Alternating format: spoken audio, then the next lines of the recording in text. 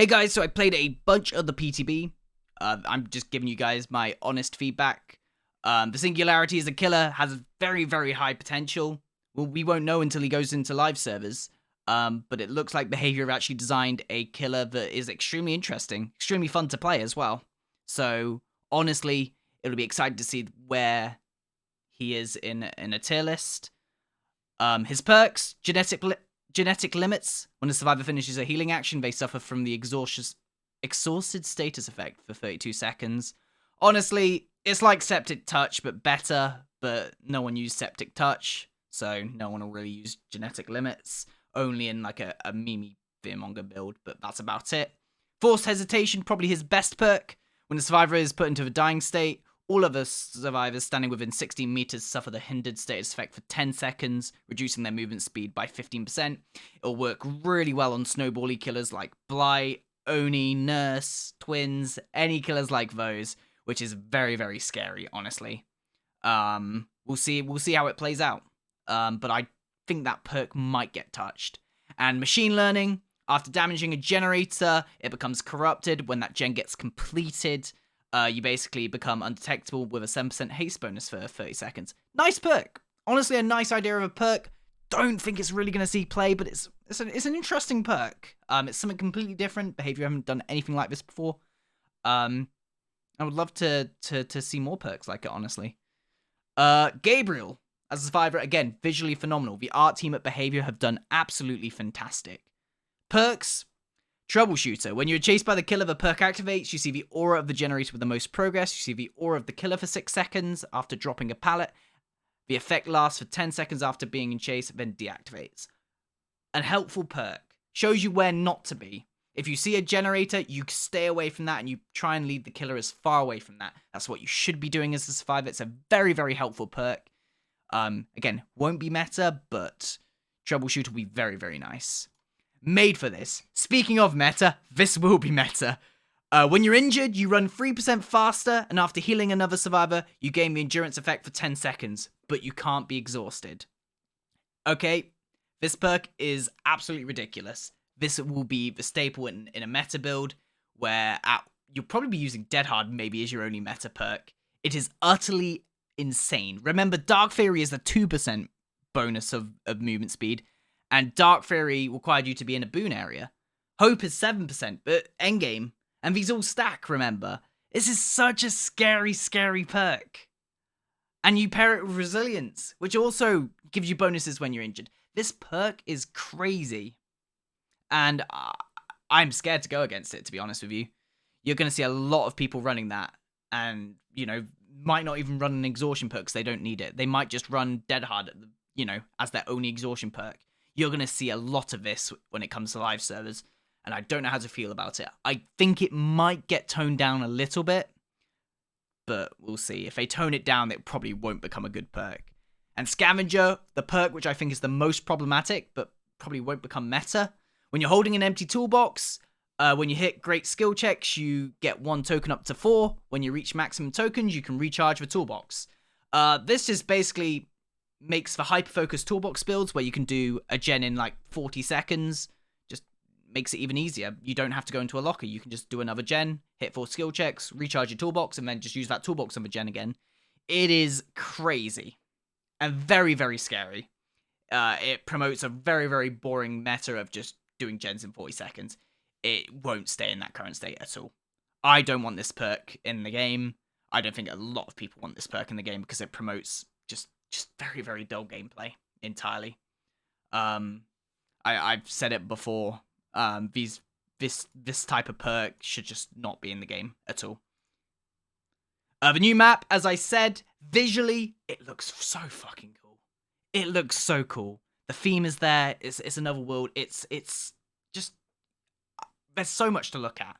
However, gameplay wise, it's just too dense. It's like playing on an indoor map but outside. And indoor maps weren't even liked.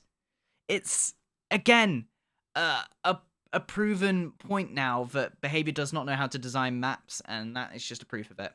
They need to start to get people in that can design maps properly in terms of gameplay.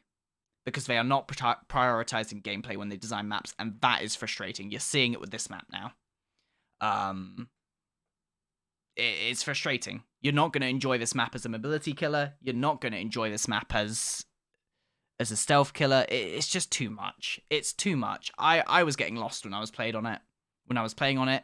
I will say the palettes are nice, but even it's just too much. The killer tweaks. So I didn't expect a bunch of killer tweaks to come into the game and a bunch of perk changes. So the Artist, Nemesis, and Trickster all got add-on buffs, which, again, similar to the mid-chapter, they did the exact same in the mid-chapter. Just add-on buffs, which is honestly nice on killers, especially where their add-ons aren't very useful. You know, Nemesis especially. Ghostface got some power changes. He basically got a bunch of buffs to his power. He's quicker now crouched. His recharge time on his power is less. And his killer instinct, when he's been revealed, is longer. All in all, just makes Ghostface scarier, which is fantastic. Again, a killer which needed that little bit of love, and he's been given it. However, they made one mistake. Pyramid Head. They've given, whenever you hit a survivor with your ranged attack, you get inflicted with Torment now. And for people that don't know, Torment is the stuff that, you know, it's the goo you stand on that allows you to be sent to cages. And the reason why it's problematic is cages do not interact with hook perks. So if you get someone out of a cage, they don't have BT, they don't have off the record, they don't have decisive strike. They can easily be tunneled out of the game. And that's why it's problematic. You are unintentionally promoting people to get tunneled out. And that is extremely unhealthy. Extremely, extremely unhealthy. And I hope it's something behavior changes. All they need to do is just make cages have hook perk effects. That's all they need to do. And then it's fine. But I don't think that's going to change. I don't think that's going to stay the way it is. If I had to be honest with you. Perk updates. They buffed pop from 30% to 20%. I mean, you didn't see a lot of pop before the update. You're probably going to see a lot more now. I think the perk's definitely gonna become meta. It's a perk I use on my Wraith streak, and it's gonna stay on there. It's already a decent perk, and now it's become even better. And Deja Vu, basically behavior saw that everyone was free genning, and they were just like, all right, we'll show you guys the three closest gens together permanently, and give them a 6% repair speed bonus on them. It's nice. It won't fix free genning, but it will definitely help for now while they work on a bigger thing. And Flashbang, you can now hold a Flashbang and another item. If you want to be a Flashlight Goblin, you can hold a Flashbang too. Fucking brilliant. Such a good quality of life feature. I am extremely excited to use Flashbang again. It's lovely. We just keep winning. And they've added a search bar. Again, another quality of life feature they've added. Again, fantastic. Now they need to add an FOV slider. Stop tying FOV to perks. Let's start adding more quality of life features, more accessibility features. It would be absolutely fantastic. All in all, for a PTB, a lot of big changes, which I actually don't mind. If it's like the mid chapter before where they toned it down for live servers, you know what? I'm down for this. I'm down for behavior having the balls to make big changes if they're going to tone it down, if they feel like they've gone too much. I am excited for that. I just don't want their changes to basically be nothing at the end. I don't want them to go, all right, we see Gabriel's perks are kind of very, very, very good. Let's just make them useless. I don't want them to do that. I want the perks usable. I just don't want them problematic like Scavenger. You know, with Pyramid Head, I want his power to be a lot more threatening, but I don't want the meta to be tunneling people out.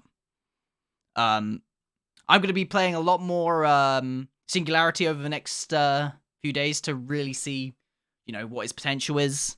So I apologize if you go against me. Yeah, that's all. Honestly, I will probably post some Singularity gameplay at some point in the future. But honestly, his tier list, we'll have to wait until live servers, but it's, you know, looking very, very positive. As a DLC, we've had the Knight and Skull Merchant for the start of the year. Having a killer which genuinely makes me excited. You know what?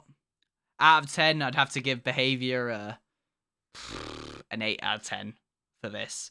A few worrying signs, but if they tone it down, this could be a fantastic update. That'd be 2 in a row that are fantastic. And then you've got Nicolas Cage coming in the mid-chapter. You know, genuinely exciting to be a DBD player right now. That's fantastic. That's all. Bye-bye.